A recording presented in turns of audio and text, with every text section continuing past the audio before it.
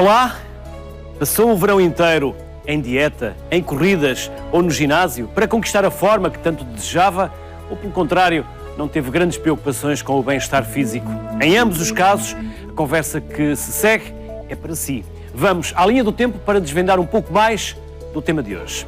Com a chegada de dias mais frescos e curtos, há quem desanime, fique mais triste, apático, irritado, com falta de apetite, menos concentrados e com problemas de sono.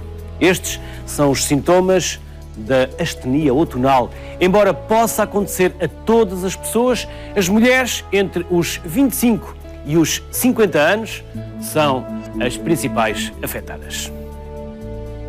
Com dias mais frios, estamos também sujeitos a grandes alterações fisiológicas. O corpo humano tem necessidade de mais energia para executar as suas funções e ainda manter a temperatura corporal cerca de 36 ou 37 graus é a temperatura normal, o que obriga a uma aceleração do metabolismo. Provavelmente já percebeu do que vamos falar hoje, a relação entre as estações mais frias e o exercício físico e bem-estar. Nem sempre estas três têm uma relação muito próxima. Queremos convencê-lo do contrário e para nos ajudar nesta tarefa veio Diana Patrícia, homeopata e naturopata, e Alexandre Fernandes, nutricionista. Aos dois, bem-vindos. Alexandre, em tempos ficou a promessa, está cumprida, porque aqui promessas são dívidas. De voltar, porque ficou muito para falar daquilo que nós tínhamos como intenção naquele programa. Diana, vou começar por si. Olá. Estamos no outono, para que não nos caia a folha, o que é que nós temos que fazer? Muitas coisas. Mas não nos assuste, não vai começar a assustar. Não vou começar a assustar, mas há muitas coisas... Não caímos já, nós e a folha. e nem não prosseguimos o outono. Não, há muitas coisas que nós podemos fazer e essa preparação tem que ser feita até no final do verão. Portanto, a prevenção tem sempre que ser feita antes. E no mundo da alimentação há muita coisa que se pode fazer agora nesta fase do ano. Em termos de vitaminas, também podemos reforçar o nosso sistema imunitário e começar a prepará-lo para os resfriados, constipações, gripes. E depois há uma série de plantas medicinais também que nós podemos começar a utilizar e que nos são úteis nesta altura do ano. Este ano já não vamos a tempo, porque o verão já lá vai. Sim. Mas no próximo ano, o que é que nós temos que fazer no verão para prevenir o inverno? Disse-nos há pouco que temos que começar lá atrás. Sim, temos que começar lá atrás. Sim. Por exemplo, vamos a exemplos práticos. Por exemplo, o gengibre. Nós, quando entramos no outono, o nosso corpo começa a arrefecer naturalmente e para contrabalançar aqui um bocadinho, para equilibrar esse acontecimento, nós podemos começar a utilizar, por exemplo, gengibre na nossa alimentação e podemos começar a fazer uma infusão de gengibre 2 semanas antes do outono, por exemplo, para começar a ganhar aqui outro nível de energia e preparar para aquele choque térmico. O gengibre ajuda imenso em termos circulatórios e também é imunostimulante, por isso também previne as gripes, as constipações. Portanto, essa é uma das coisas que podemos começar a fazer. Em termos de exercício físico... Mas qualquer pessoa pode beber o chá de gengibre? Qualquer pessoa. Mesmo que tenha tensão alta ou... Ele não tem quase contraindicações nenhumas. Assim, o que eu poderia referir em relação ao gengibre, em termos de contraindicações, para aquelas pessoas que fazem anticoagulantes, porque ele acaba por fluidificar também o sangue, é vasodilatador, por isso para quem está a fazer medicação para a hipertensão também há que ter aqui algum cuidado, alguma atenção. Normalmente, para o gengibre e para uma série de outras plantas medicinais, as contraindicações são mais para quando as pessoas já fazem medicação química, porque pode haver uma interação. Mas se a pessoa não fizer qualquer tipo de medicação, há muitas plantas que podem ser utilizadas com muita segurança e o gengibre é um dos casos. Alexandre, o que é que o Alexandre faz durante o verão para prevenir o inverno? Eu tenho um dos meus livros, que é O A Que Sabe o Amor, em que eu refiro que o gengibre é um afrodisíaco natural, portanto nós também podemos nos aquecer bebendo chá de gengibre e com a nossa cara a metade envolvermos numa tarde tórrida, por exemplo, e aí também queimamos calorias. Mesmo de inverno. E mesmo de inverno, exatamente. Pode ser tórrida de inverno, não tem que ser tórrida no verão. Claro que sim. Portanto, Isto foi já a minha criatividade a falar. Mas claro que sim, se nós tivermos uma alimentação sempre saudável, à base de alimentos mais naturais, pouco processados, vamos garantir o nosso organismo sempre aquele valor nutricional, aquele aporte nutricional que é bastante importante também para manter o nosso sistema imunitário e as nossas defesas. O que é que o Alexandre fez durante o verão? O que é que eu fiz? Eu fiz uma dieta que estou já a escrevê-la para o ano que vem, que não vou dizer qual é. Que é para lançar em livro? Ou para lançar em livro, que fiz uns cortes um pouco radicais na minha alimentação, que fiquei muito mais definido. À parte disso, aconteceu-me agora no mês de agosto, exatamente no passado mês de agosto, umas viroses que me fez ainda perder mais alguns quilos. Mas esta alimentação vai ser escrita em livro e eu não posso estar a dizer agora, nem vou sequer desvendar aqui o meu segredo. Mas que é? Mais legumes? Não vou dizer. Assim, genericamente? Não vou mais dizer. Mais fruta? Não vou estar mais a dizer. Água? Não vou. Água sim, cerca de 1,5 litro a 2 litros, porque as pessoas até Quanto se é que devemos esquecem. beber por dia? E é 3 a 5 litros. Exatamente. Ou seja, tudo que nós comemos também nos alimentos. Exatamente, Luís, mas o importante é que a urina não tenha nem cor nem cheiro. E isso pode ser só meio litro. Muito para amarela mim. não é bom sinal. Não é Significa nada que estamos bom. a beber muito pouca água. Exatamente. Para mim pode ser só meio litro de água e para o Luís pode ser 4 litros de água. Tudo vai depender do organismo. O ideal mesmo é que a urina não tenha nem cor nem cheiro e isso significa que nós estamos bem hidratados. Na altura do inverno e do outono, que nós passamos agora para esta fase do outono, as pessoas diminuem o consumo da água porque a água é fresca, a água está fria, não sabe bem e então há uma diminuição do aporte de água. E eu volto sempre a dizer às pessoas, continuem a beber água. Se não querem água, então façam infusões ou chás ou águas aromatizadas com um pouco de gengibre, com canela, com salsa, com cascas de laranja, por exemplo, para dar aquele sabor característico àquela água, que vai ter depois uma função mais ou menos detox ou depurativa, para que a pessoa tenha um aporte hídrico sempre razoável. Tenho alguém que me dizia, já ponho gelo no whisky, já chega. Mas, Diana, o que é que se altera no nosso corpo quando vêm estes dias mais frios? Muita coisa, a própria circulação, não é? Torna-se mais deficiente, as pessoas têm uma tendência a ter logo as mãos e os pés mais frios, logo no início do outono, e por isso é que eu ressalvei a questão do gengibre, que é assim um ótimo aliado, e depois há uma tendência às pessoas ficarem um bocadinho mais depressivas, mais apáticas. Para já, o facto de deixarmos de ter ali o sol todos os dias, naturalmente já faz com que isso aconteça.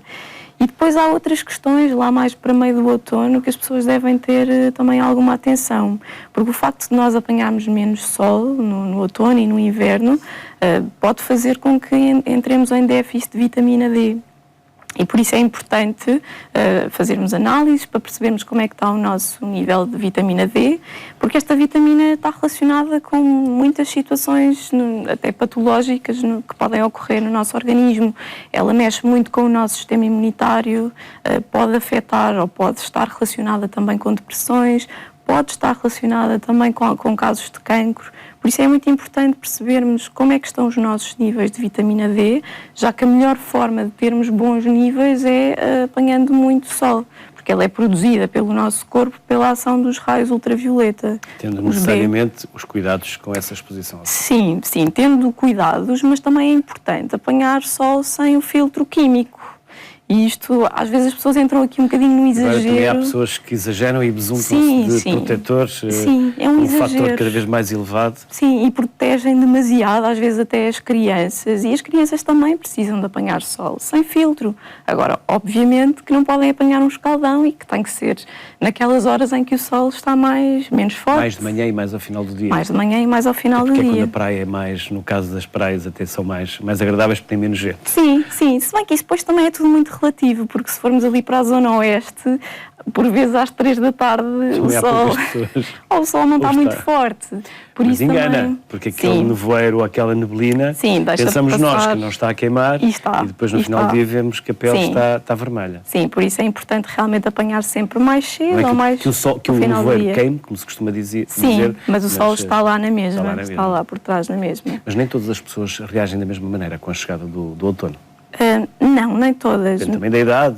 Sim, depende da idade. Como dizia, as mulheres são um bocadinho mais propensas a se sentirem a tal apatia e o tal estado mais depressivo. Porquê? Porquê mais as mulheres? Porque, em termos hormonais, as mulheres também são diferentes, não é? E são mais sensíveis, mais emocionais e, portanto, as emoções... São?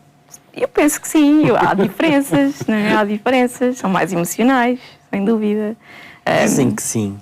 Elas dizem que sim. E são? Exatamente. E são, Alexandre? Nas minhas consultas, realmente são. No entanto, os homens também têm emoções. Claro que sim, claro que sim. E os homens também choram. Dois homens. E os homens também choram. Estamos em maioria. Sim. E os homens também choram. Sim. Sim, mas há ali umas diferenças hormonais, mas obviamente que os homens também têm emoções, sim. Mas a Por vezes relação... escondem-nas, mas estão lá. Sim, escondem. E também é uma questão social, não é? Que é uma atitude de fraqueza. Sim, há uma questão social instituída de que o homem não chora. o homem, um bocadinho errado, não é? Porque a pessoa deve ter a liberdade Totalmente de expressar errado. tudo aquilo que sente. Sim, totalmente errado.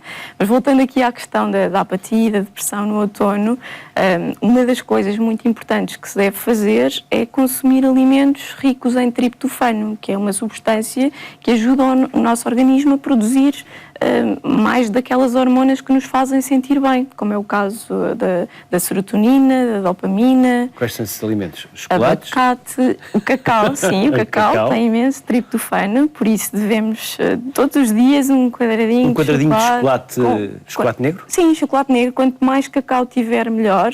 E não estamos a falar de chocolate de leite, atenção, e cheio de açúcar, não é isso. É chocolate negro com... Depois comemos um quadradinho, depois comemos outro quadradinho. Tudo bem, tudo Depois a bem. certa altura já foi a tablete. Pronto, a tablete é que se calhar não convém. Se calhar não convém todos os dias comer uma tablete. Mas 2 quadradinhos. E normalmente o chocolate negro acaba por até saciar mais. Não cria aquele vício como cria o chocolate de leite, que está cheio de açúcar. Por isso, isso é além algo... do cacau. Diga? E para além do cacau. Para além do cacau, o abacate, as bananas, as amêndoas, as castanhas de caju. Há muitos alimentos saudáveis e de origem vegetal ricos em triptofano. A aveia também. Frutos secos?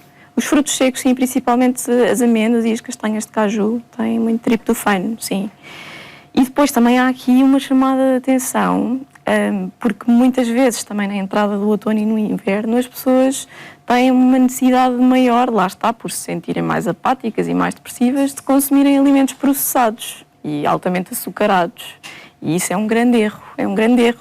E é um grande erro que nós cometemos já desde algumas décadas, não é? Nós, desde algumas décadas atrás, que pegámos num alimento e começámos a transformá-lo, a adicionar uma série de aditivos para o conservar durante muitos anos e... Hoje em dia, a alimentação de muitas pessoas baseia-se maioritariamente em alimentos processados e isso traz consequências muito graves depois a médio e longo prazo. E eu acho que nós temos à nossa vista o resultado disso, não é? Cada vez há mais doenças crónicas, cada vez há mais casos de cancros e, na minha opinião, estão muito relacionados com este consumo de alimentos processados.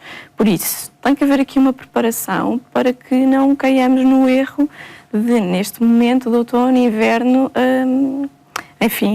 consumirmos esses alimentos que são tão prejudiciais para a nossa saúde e optarmos por alimentos que até nos ajudam a conseguir equilibrar durante essa época.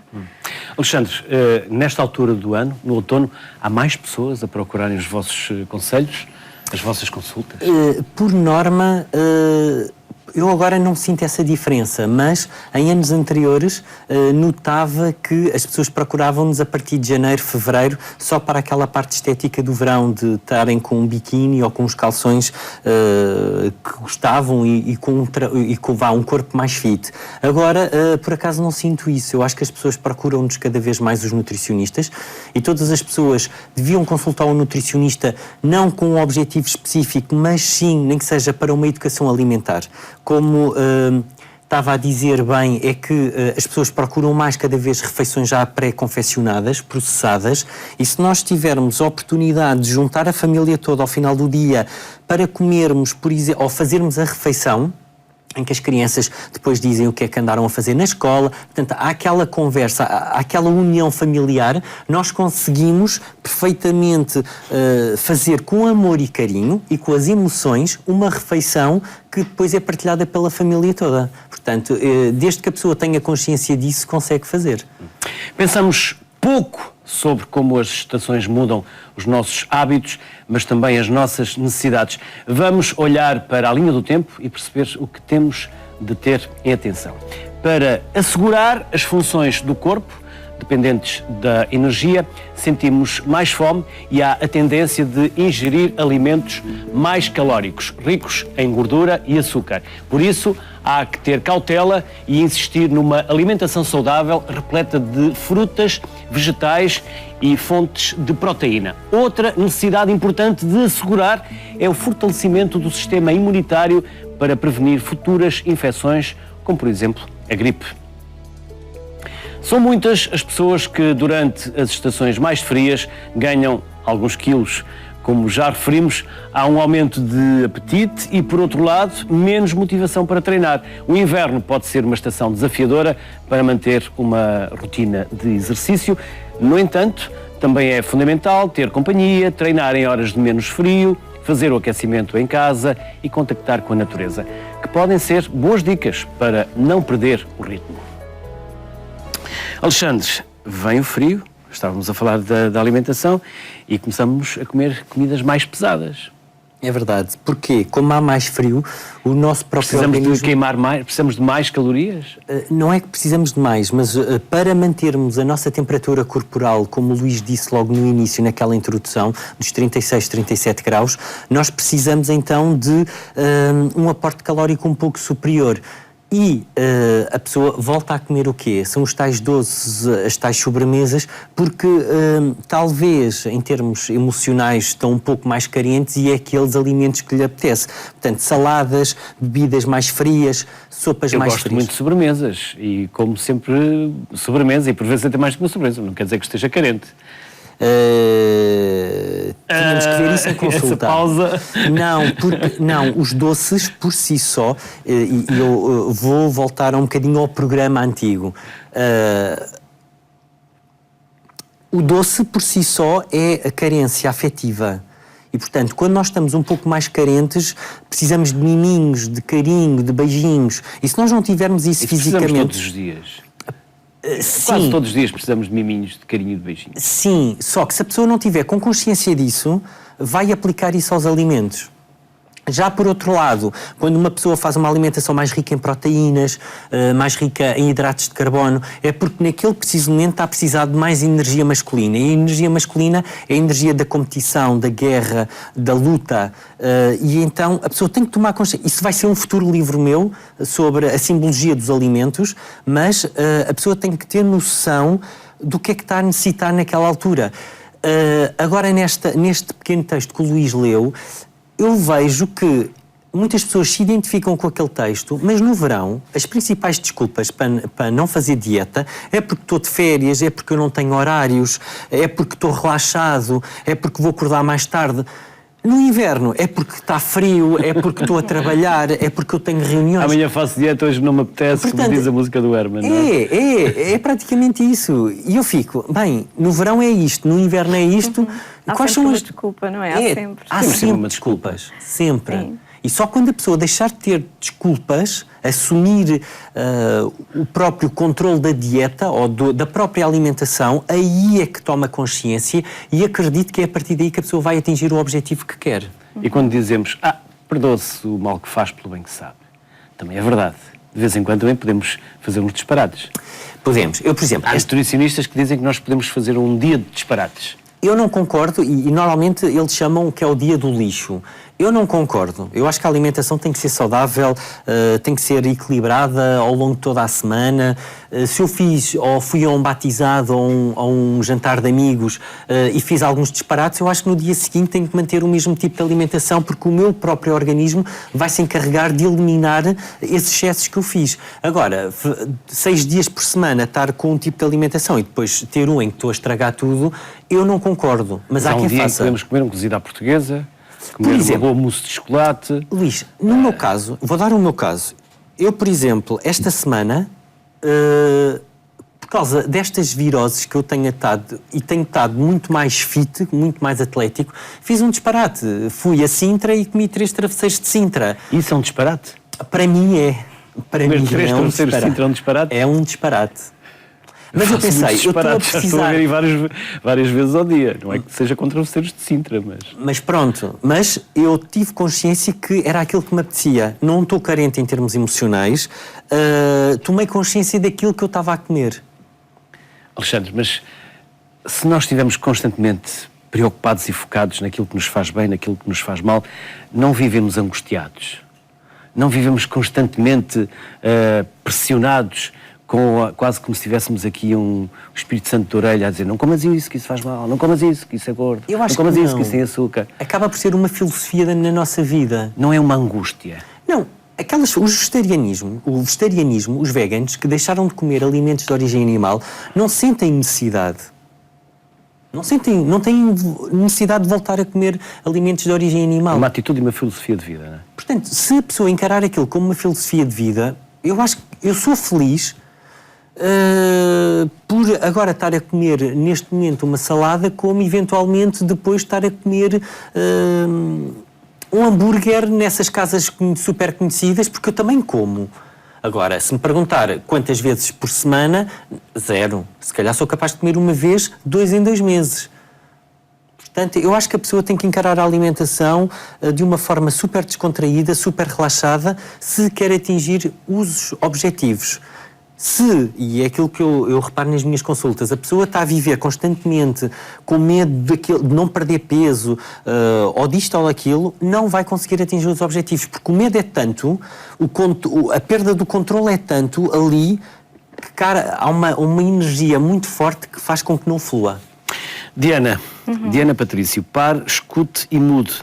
Estratégias eficazes para escutar o seu corpo e melhorar a sua saúde. Diz que devemos escutar o nosso corpo. Escutar em que sentido? O nosso corpo fala connosco. Fala connosco. E muito. Em vários sentidos. E nós ouvimos-lo? Nem sempre.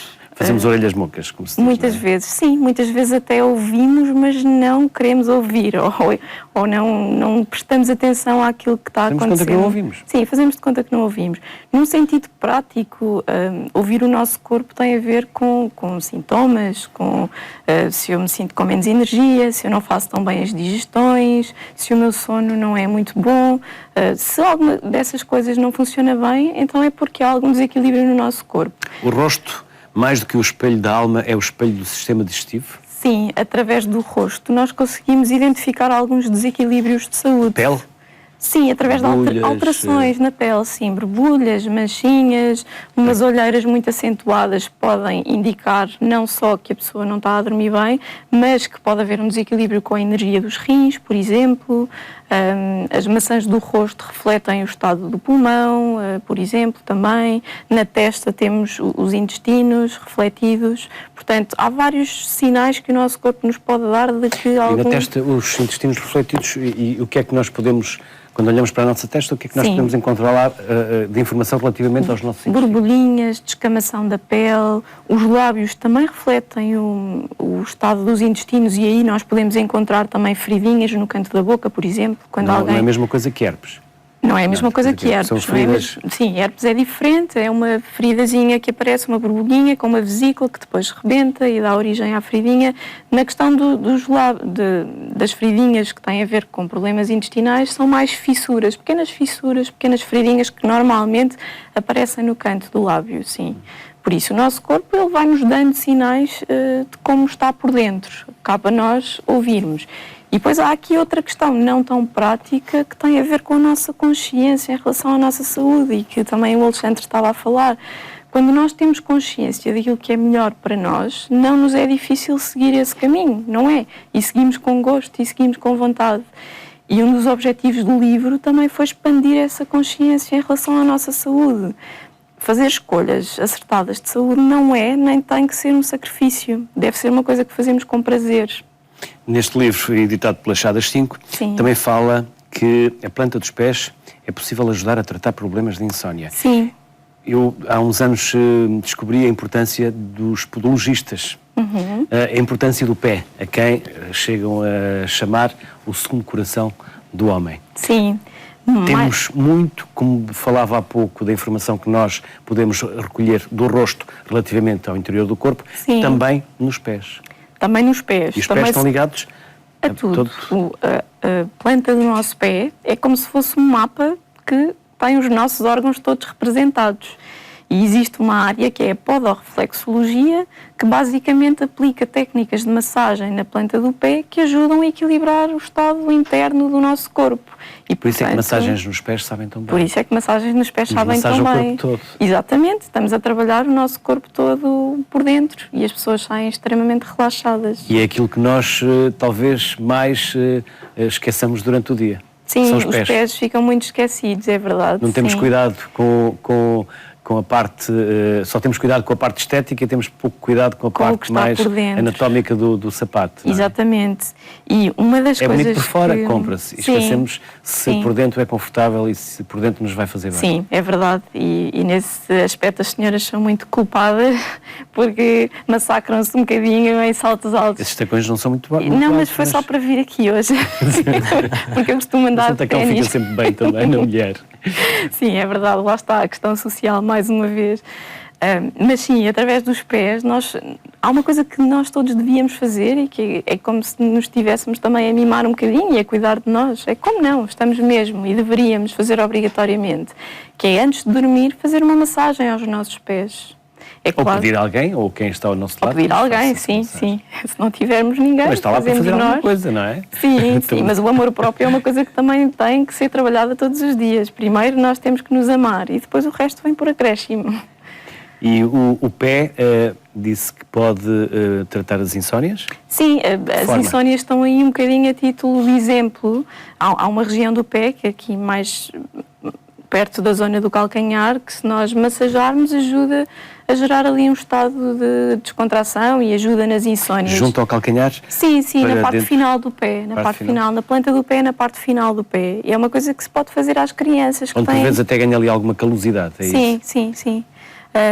Pode fazer às crianças que têm dificuldade em dormir, aos bebés, massajar essa parte do pé do bebê e podemos aplicar em nós, se bem que quando há uma patologia já manifestada, convém procurar alguém que faça podorreflexologia e que aplique o tratamento no sentido de equilibrar o que não está bem com a pessoa. Mas há coisas que nós podemos e devemos fazer em casa. Por exemplo, se estamos com uma indigestão, é útil massajar a zona da curvatura do pé, porque ali estão alguns órgãos do aparelho digestivo representados. E funciona, que eu já apliquei comigo muitas vezes.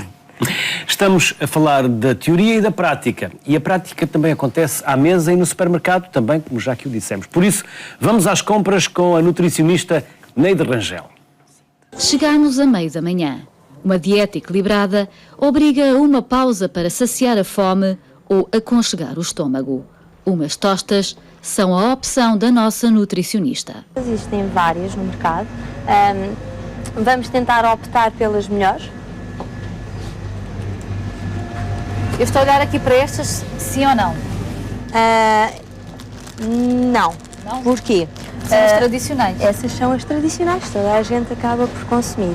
O que é importante também saber dos rótulos? É que eles vêm por ordem de crescente adição, portanto, do maior para o mais pequeno. Se os dois primeiros ingredientes forem, por exemplo, açúcar ou gordura, é um alimento que acaba por ser extremamente calórico e não é aconselhado de todo.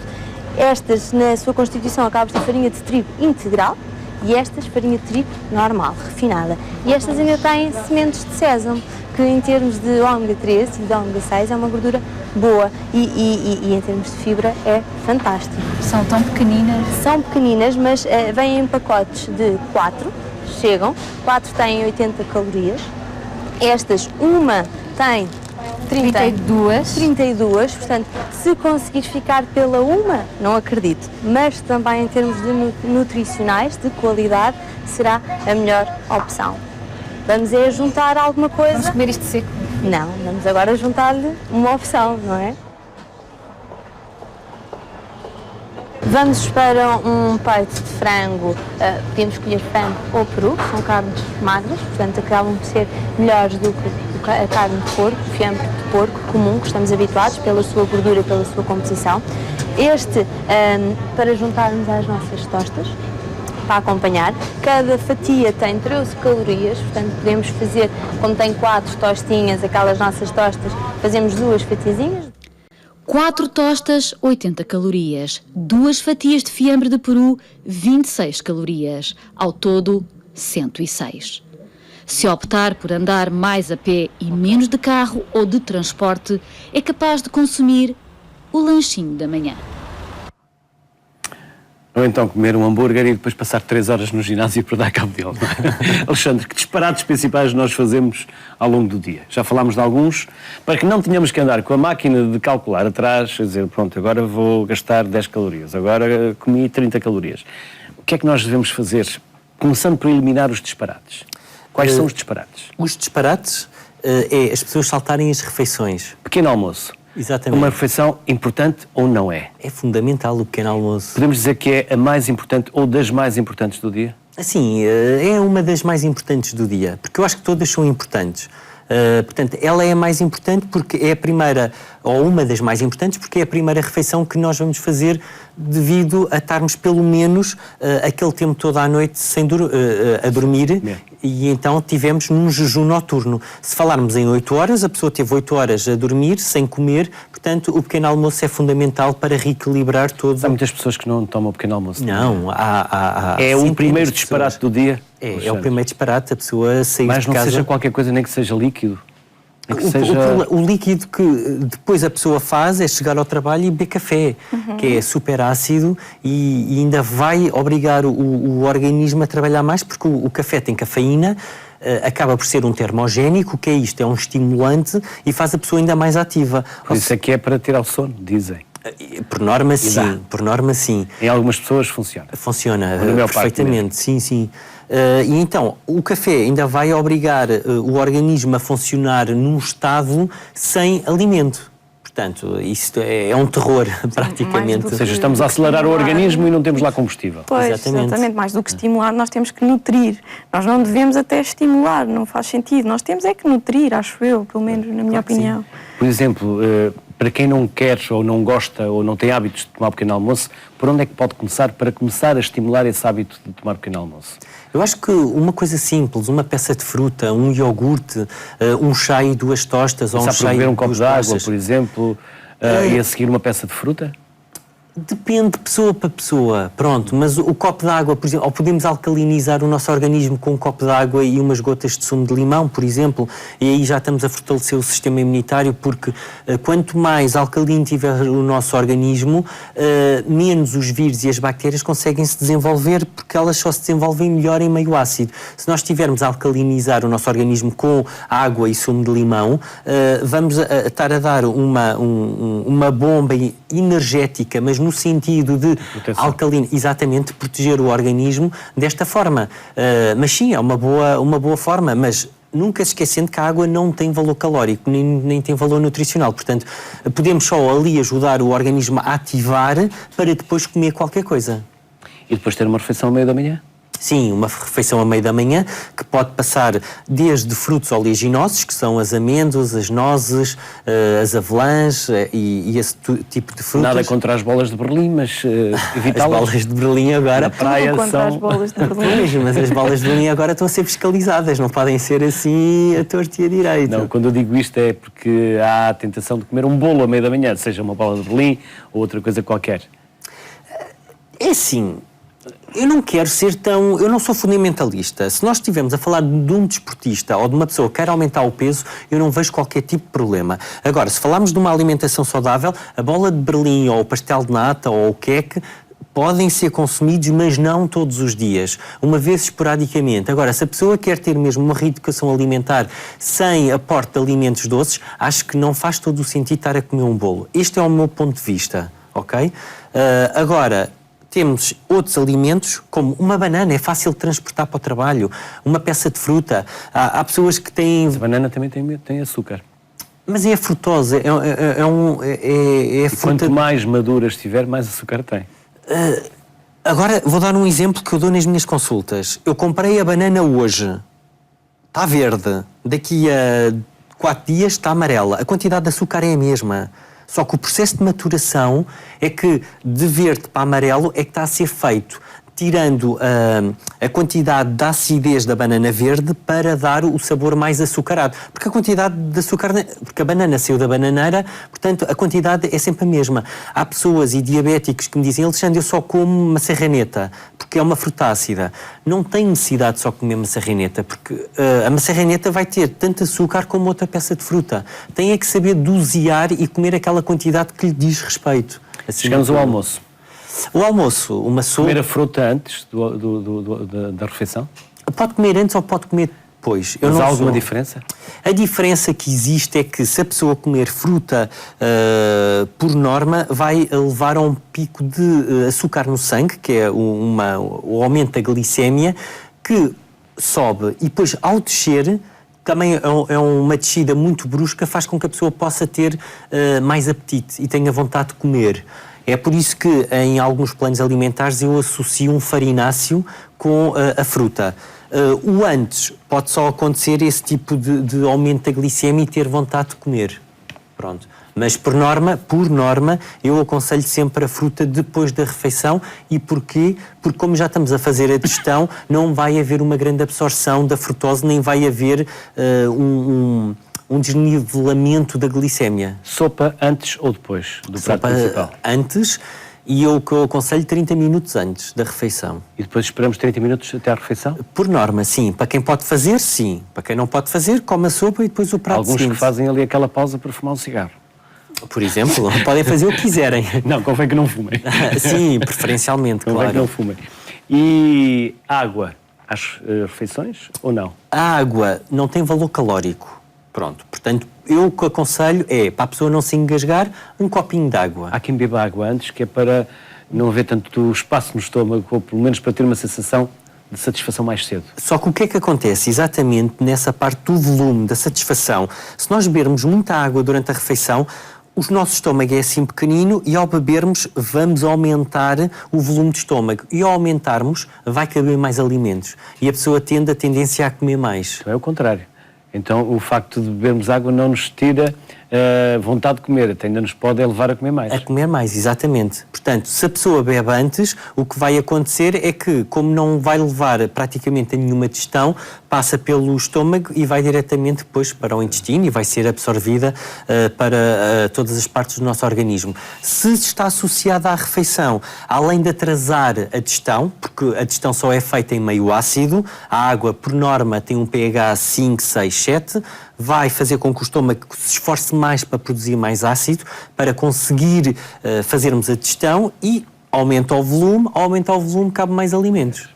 Comer bem e praticar exercício são algumas das regras de ouro de que temos falado para vivermos este outono e o inverno de forma o mais saudável possível. Mas há outros cuidados que deve ter em atenção. Com a maior exposição ao frio, há maior tendência para doenças como gripes ou constipações. Há outros cuidados básicos que não devem ser esquecidos, tais como evitar permanecer em locais fechados e com grande concentração de pessoas, onde se transmitem os vírus, e ainda a exposição prolongada ao frio. Por exemplo, cobrir as extremidades do corpo, como as mãos, pés e cabeça, e optar por várias camadas de roupa, arejar bem a casa ou seguir uma boa educação respiratória, tapando a boca quando espirra ou tosse. São outros conselhos. Diana, é vegan? O que é vegan? Ser vegano é não consumir nenhum tipo... É vegan que se diz? Vegano. Ou vegan, em inglês. Uhum. É um estilo de vida, passa por um estilo de vida em que tentamos prejudicar o mínimo possível o planeta e em que tentamos respeitar a vida dos animais e tentando seguir também um estilo de vida saudável. E, portanto, eu não consumo nenhum tipo de alimento de origem animal. Portanto, a minha dieta tem por base o reino vegetal. Mas tem uma alimentação ou uma dieta? Ou a dieta e a alimentação é a mesma coisa? A dieta é a nossa alimentação diária, é a nossa dieta. Não faz falta para o organismo? Não, há muitos mitos em torno disso, principalmente no que toca à proteína, mas há muitos alimentos onde nós conseguimos, muitos alimentos de origem vegetal, onde nós conseguimos tirar um aporte proteico que precisamos, e estamos a falar nas leguminosas, por exemplo, e não só, há uma série também de legumes, os brócolos são muito ricos em proteína, há cereais também muito ricos em proteína, como o caso da quinoa, por exemplo, a aveia também é muito rica em proteína. É uma questão de saber dosear e de saber criar um plano para que não nos falte nada. A única coisa que pode faltar a uma pessoa que siga uma alimentação deste género é a vitamina B12, e aí realmente convém ir fazendo análises para perceber se ela está em baixo, porque ela está exclusivamente em alimentos de origem animal. Mas há suplementos, exatamente. Se bem que vale a pena ressalvar aqui que a B12 não é, ou a carência de B12 não é um problema exclusivo das pessoas que fazem uma dieta totalmente vegetariana. Há pessoas que consomem carne e que também têm déficit de B12. E isso depois pode estar relacionado com problemas digestivos, problemas da flora intestinal. Portanto, não é um problema exclusivo de pessoas vegetarianas, embora estas devam ter uma maior atenção, porque a carência de B12 depois pode levar a uma série de problemas. Mas é perfeitamente possível fazer este tipo de alimentação e ter saúde. Há muitos veganos em Portugal? Começa a haver cada vez mais, e não só em Portugal, no mundo inteiro. Eu acho que as pessoas começam a ganhar uma consciência cada vez maior, não só em relação à sua saúde, mas também à questão da ética. Eu acho que faz sentido, e só assim é que faz sentido viver em compaixão por tudo o que nos rodeia e numa atitude de respeito, porque se nós vivemos neste planeta, nós temos que respeitá-lo, ele é a nossa casa, não é? E foi essa uma das razões que me fez optar por este caminho. Posso fazer uma pergunta? Sim, claro que sim. Os veganos, por norma, também compram malas, sapatos que tenham origem animal ou não? Não. Ou alguns só? Não compram. Exatamente, o é aquela veganismo filosofia. Sim, na questão. Nada de origem animal. Nada. Pronto. Eu, quando me tornei vegana, eu já tinha algumas coisas de pele que não deitei fora, porque já não podia fazer nada pelo animal que morreu para dar origem àqueles sapatos. Mas a partir do momento em que tomei a decisão, realmente, em consciência, deixei de comprar coisas que sejam feitas com animais. Ou testadas em animais. Ou testadas, sim. Comprar coisas, produtos Cremes. de higiene que não sejam testados. E quando vai almoçar fora ou jantar fora? Não é muito fácil em alguns lugares. Por exemplo, às vezes dou consultas no Porto e noto que no Norte é um bocadinho mais difícil encontrar restaurantes que tenham comida vegetariana. Se bem que cada vez também começa a haver mais, e no próprio supermercado cada vez há mais opções para pessoas veganas. Portanto, eu acho que é ter alguma paciência. Muitas vezes eu própria levo o meu almoço quando vou trabalhar, mas também por uma questão de saúde, porque eu quero comer comida mais saudável e muitas vezes isso não é possível em qualquer restaurante e, portanto, eu faço a minha comida e opto por levá-la. E há restaurantes só vegetarianos? Sim, há restaurantes só vegetarianos e cada vez há mais, felizmente. E a tendência eu acho que é essa também. Portanto, significa que são rentáveis. Sim, parece-me que sim. Fechado. Sim. Significa Aliás, que têm clientes. Cada vez há mais, porque cada vez há mais pessoas a ter esta consciência e a procura leva a que exista também a oferta. E a tendência é continuar a haver. E noutros países, então, a oferta é muito vasta, nem sequer há esta preocupação de e agora onde é que eu vou comer? Porque existe. Nos Estados Unidos é muito fácil, existe muita oferta. Aqui é que não existe tanta, mas também já começa a haver mais. Mas, por exemplo, deixem-me só dizer, eu estive recentemente em Barcelona e em cada esquina há uma loja de produtos naturais, uma loja de produtos de alimentos orgânicos, portanto sem pesticidas, sem nada, biológicos, e lojas, restaurantes só veganos. Sim. Mesmo, eu fico espantado como é que Espanha, e principalmente Barcelona e Madrid, são as grandes metrópoles, têm uma filosofia já de uma alimentação orgânica, sem glúten, sem lactose, sem organismos modificados geneticamente. Eu fico ali a olhar para aquilo pasmado. Sim, Barcelona, saiu uma notícia há pouco tempo em que realmente eles direcionaram a questão da alimentação muito para esse caminho do veganismo e do orgânico e, portanto, eu já lá estive. Quando eu estive, eu não notei ainda essa diferença, mas estou desejosa de lá voltar porque sei que neste momento... Eu vou lá sempre, todos os anos vou lá umas 5 vezes e cada vez que vou lá fico a adorar mais Barcelona. Pois. É espetáculo. Tem cartão de milhas, portanto. Não, por acaso não tenho. Usar as roupas, jardins ou parques das cidades é cada vez mais a opção de muitos que querem pôr o corpo a mexer sem terem de acrescentar mais uma despesa ao orçamento familiar. Veja o exemplo deste grupo de moradores de Olivais, aqui em Lisboa. O outono já se faz sentir no calendário e nas noites que estão mais frias, mas na freguesia dos Olivais há quem se sinta motivado para sair à rua depois das 21. Decidimos criar um projeto, que é o Olivais by Night, que desafiasse os olivalenses a caminhar após o jantar. A adesão está a ser bastante boa. Nós temos 3 pontos de partida que definimos, um junto ao edifício sede da Junta de Freguesia, outro junto ao Parque Infantil do bairro da Encarnação e outro no espaço em frente à Biblioteca dos Olivais. Em grupo, mais ou menos em passo acelerado, fazem-se ao caminho. Há tempo para pôr a conversa em dia e, acima de tudo, tratar da saúde. Tinha problemas de diabetes, estou a baixar, primeiro de colesterol, estou a baixar, a nível de articulações estou muito melhor e sinto muito bem a caminhar. Como eu preciso de emagrecer, por causa do meu problema da tireoide, graças à caminhada está a funcionar porque não funcionava, tenho feito caminhadas e já tenho emagrecido bastante e mesmo a minha autoestima, porque eu estava muito em baixo, agora a minha autoestima já está mais elevada, graças ao grupo também. Nestas caminhadas noturnas redescobrem-se cantos e recantos da freguesia onde não faltam espaços verdes. 1h e 3 km depois, estão de regresso ao ponto de partida. Faz bem mentalmente e fisicamente, porque é um bocadinho que nós temos para conversarmos, para divulgarmos algumas coisas umas com as outras, para nos divertirmos, que é o principal. Hoje está um bocado frio, eu vim, tenho vindo sempre. Espero ver só quando chover, é possível que alguns dias não venha, mas de resto faço contas disso sempre. Antes de voltarem ao conforto do lar, é preciso fazer os devidos alongamentos. Alonga, alonga, alonga, lá à frente, bracinhos cá para cima, para cima, para cima. 1, 2, 3! Amanhã, se não chover, há nova caminhada noturna na freguesia dos Olivais, em Lisboa. Alexandre, começamos a encontrar cada vez mais pessoas que praticam desporto na rua ou mesmo nos parques das cidades. Não é necessário, não é obrigatório ir para um ginásio para fazer exercício físico. Claro que não. A pessoa pode aproveitar os parques da cidade, os pontões junto às praias. Portanto, tem uma série de... Até próprio... Há aquelas corridas que eu agora não esqueço-me do nome, que correm numa trails, em que estão a correr por cima de montanhas e descer. Portanto, eu acho que desde que a pessoa goste de fazer aquela atividade, seja sozinho ou em grupo, eu acho que deve-se aventurar. O gosto é aí que está a questão. As pessoas não podem, e se forem obrigadas a fazer uma coisa que não gostam, acabam por desistir. Claro Tem que que se sim. gostar do que se faz. Alexandre, a dieta da meditação. Alexandre Fernandes, nutricionista, da editora Planeta. Saiba como usar a mente para emagrecer. Vamos lá.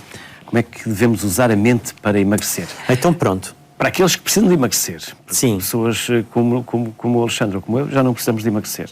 Ou E como a Diana? Eu a Diana nem falo. A Diana... mas precisamos sempre de emagrecer porque há sempre aqui umas gordurinhas ou não? Ou as gorduras também fazem parte e também deixemos-las ficar porque vamos precisar delas? Eu acho que nós temos que gostar de nós. É como a Diana disse há pouco tempo. Se eu gostar de mim, é muito mais fácil que os outros gostem de mim. Eu acho que é tudo uma questão de mente e nós temos de trabalhar muito bem a nossa mente. Se a pessoa... Agora, exageros cheio de cirurgias plásticas porque eu quero atingir a perfeição e quero ser um Adonis, por exemplo, é esquecer porque isso já é uma imagem corporal distorcida e tem que ser trabalhada. Agora, se acha que eu posso melhorar aqui ou tonificar mais ali, por que não? Porque nós vamos ter sempre objetivos na nossa vida que queremos atingir.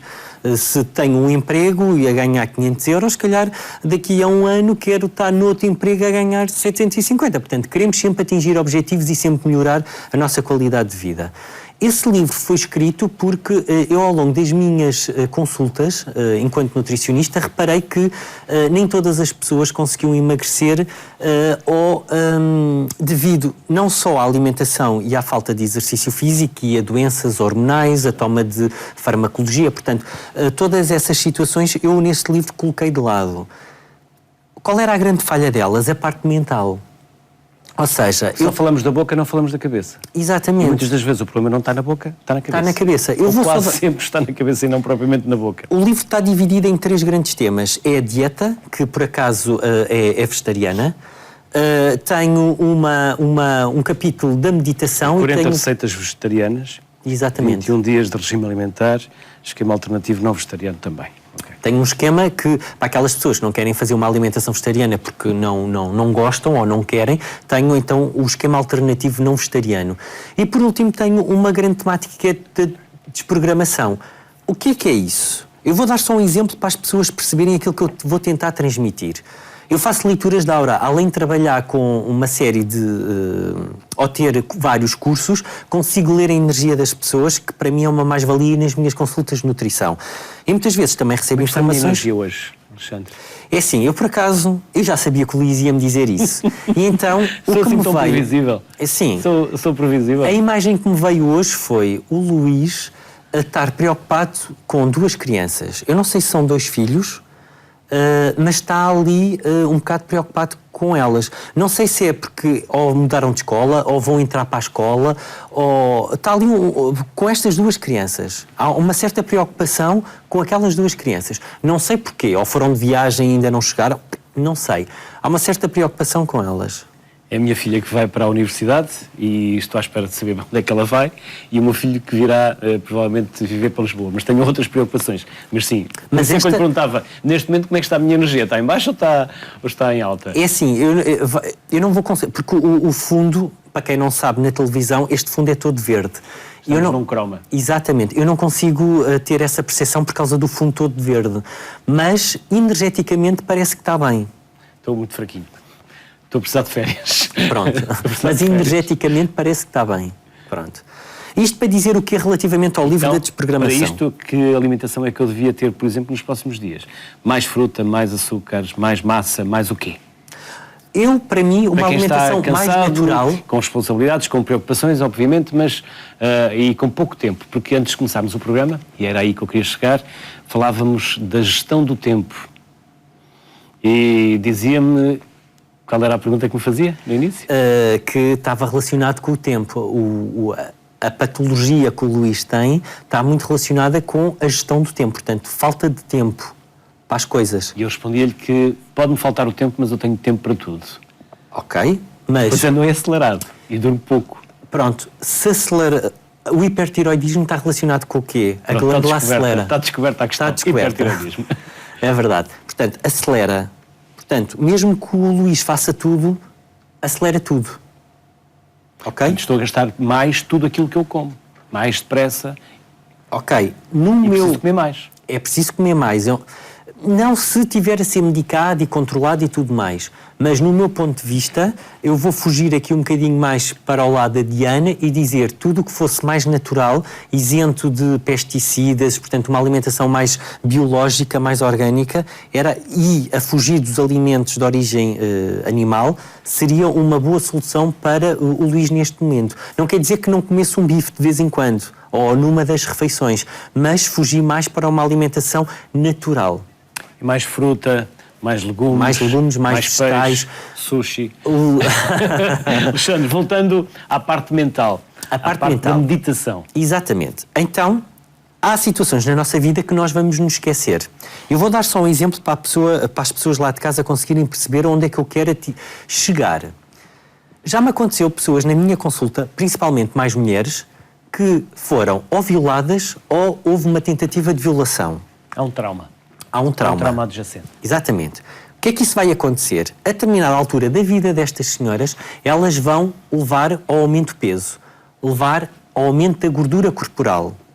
Qual é o objetivo da gordura corporal? Nos protegermos. O estado do ser humano não é... Há a gordura boa e há a gordura má. Exato. Mas aqui eu não vou falar da gordura boa nem da má. Só vou falar aqui da gordura. Vamos estar rodeados de gordura. O estado, ou seja, o ser humano não deve ser gordo. Está gordo. As focas têm que ser gordas. O ser e o estar são diferentes. As focas têm que ser gordas para protegerem-se do frio e o ser humano está gordo devido a uma série de fatores. Neste caso foi devido a uma violação. O objetivo destas senhoras, quando vão às minhas consultas, é emagrecer. Podem chegar a perder 3, 4, 5 quilos. Não conseguem perder mais. Porquê? A mente delas pensa o seguinte: se eu continuar a emagrecer, vou ficar bonita esteticamente e posso voltar a ser violada. O inconsciente delas trava-lhes, barra-lhes a perda de peso, barra-lhes o emagrecimento. Não se apercebem. É preciso tomar consciência. De que forma? Através da meditação. Eu aí tenho uma série de ferramentas de como meditar, portanto, no início trabalhar a postura, sentir-se confortavelmente, trabalhar a respiração, para depois entrar para os outros estados de desenvolvimento da meditação. Agora, o que é importante eu dizer? Que aquela gravidez pode ter sido, aquela gravidez não,